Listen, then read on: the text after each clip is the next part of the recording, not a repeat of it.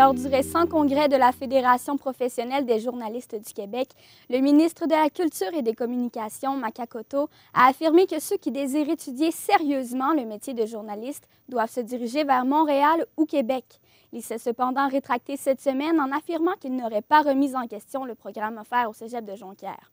Pour en parler, je reçois un professeur du département d'art et technologie des médias, Éric Arsenault, qui était présent lors du congrès. Bonjour, M. Arsenault. Bonjour, Jessica. Cette semaine, M. Maka Koto s'est rétracté. Comment est-ce que vous croyez à cette rétraction? Je pense que la façon dont M. Coteau a corrigé le tir, la façon dont son collègue Sylvain Gaudreault, qui est député de Jonquière, qui était aussi ministre et qui est un ancien professeur d'ATM, a confirmé l'exclusivité au Cégep de Jonquière, je pense que ça vient mettre le couvercle sur la marmite qui bouillait depuis le congrès de la fin de semaine dernière, oui. Et lorsque vous l'avez entendu dire sa déclaration, comment vous avez perçu ça? Bien, j'ai été troublé. J'ai été troublé pour deux raisons. La première, c'est le fait qu'il ne fasse pas mention du tout du travail qui est fait depuis 40 ans ici en journalisme au département d'art et technologie des médias, en laissant entendre effectivement que pour obtenir une formation en journaliste, il fallait que les jeunes des régions se déplacent vers Québec ou vers Montréal.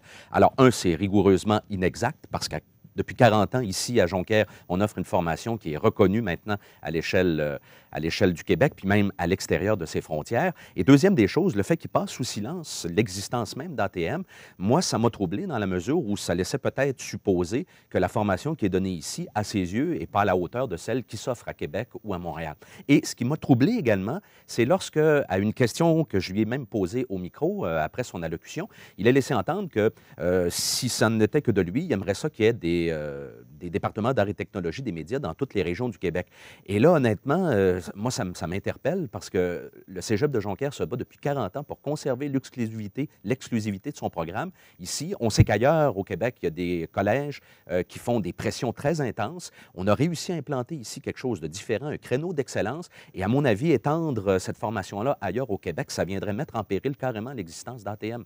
Alors évidemment, comme ancien d'ATM, comme professeur et tout simplement comme régionaliste ici, au Saguenay-Lac-Saint-Jean, compte tenu de l'importance qu'a ATM, moi, ça me questionnait, ça me troublait beaucoup.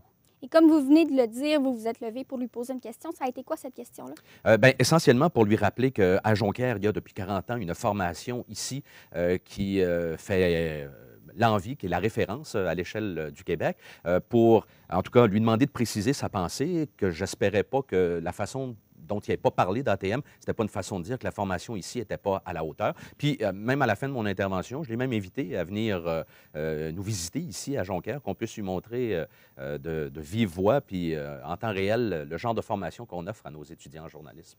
Et qu'est-ce que vous pensez du fait qu'en ce moment, il y a plus de journalistes qui se développent dans les grands centres plutôt que dans les régions?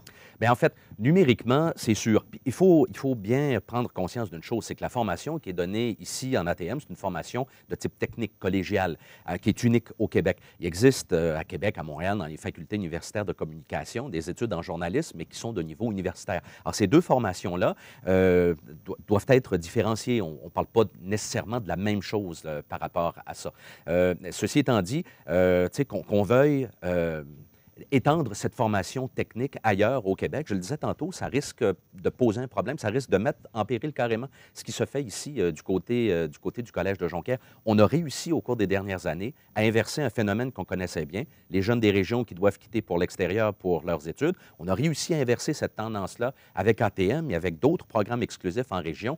Il m'apparaîtrait bien mal avisé de remettre en question tout ça, alors qu'on a développé ici quelque chose de tout à fait unique. Et comment est-ce qu'on peut comparer ce qui s'offre en ATM à ce qui s'offre dans les universités à Québec ou à Montréal? Bien, on a toujours dit qu'en ATM, on avait une formation qui était très pratique, qui était très concrète. C'est-à-dire que les étudiants qui quittent ici sont prêts à affronter le marché du travail. Non seulement ils ont les compétences, la culture, les connaissances en matière de journalisme et d'information, mais en même temps, ils disposent des habiletés techniques. Alors, au niveau de la caméra, au niveau de l'entrevue, au niveau sur plein de domaines, pour être capable d'être fonctionnel immédiatement. La formation universitaire vient compléter, vient améliorer, vient encore rehausser peut-être la formation qu'on donne ici. Mais ce qu'on offre ici en ATM, ça permet de mettre sur le marché du travail des gens qui vont être efficaces dès le moment où ils vont tomber dans une salle de nouvelles.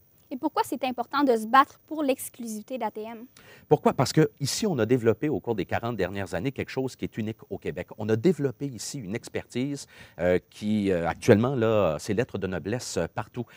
Et je pense que c'est important parce que ça a permis de déconstruire une mentalité qu'on avait, que les études à un certain niveau doivent passer par Québec, Montréal, doivent passer par les grands centres. On a fait la preuve ici à Jonquière qu'en région, on était en mesure d'offrir une formation qui était adéquate, une formation qui était adaptée, puis une formation qui fait l'envie de bien des gens. Alors, mais c'est une exclusivité qui va toujours devoir être défendue. Il y a beaucoup de pression, il y a beaucoup de lobbying, et je le sais par des gens qui travaillent. Il y a des collèges qui font d'intenses pressions. On a essayé à certains endroits de mettre en place des programmes qui ne s'appellent pas officiellement ATM, mais des programmes qui offrent des formations qui ressemblent aux nôtres. Alors, il faut se battre pour conserver ici notre exclusivité, au risque de connaître le sort de d'autres départements lorsqu'on a essayé de l'étendre un peu partout, c'est qu'on en vient à disparaître malheureusement ou de ne pas être assez fort pour réussir à maintenir nos acquis chez nous.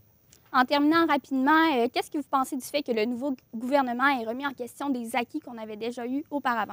Bien, je crois comprendre que le ministre était probablement mal au fait du dossier, probablement qu'il aurait dû faire ses devoirs avant de s'adresser à un auditoire de journalistes, où d'ailleurs près de la moitié de la salle était passée par le département d'art et technologie des médias. Déjà, je pense que ça a été probablement un peu imprudent, un peu malhabile de sa part. Mais ceci étant dit, je pense que les explications qui ont été données par la suite, et celles de Sylvain Gaudreault notamment, viennent mettre un point final à la controverse et au débat suscité par le ministre Coteau. Et j'ose croire que lorsque Sylvain Gaudreault nous dit que l'exclusivité va être maintenue ici au Saguenay-Lac-Saint-Jean, on ne s'attendait pas à moins du député de Jonquière et d'un ancien professeur d'ATM. Moi, je pense que là, ça vient de régler le problème pour un certain temps, mais il faudra toujours être vigilant. Merci beaucoup, M. Arsenault. Ça fait plaisir. Merci à vous. On se retrouve la semaine prochaine.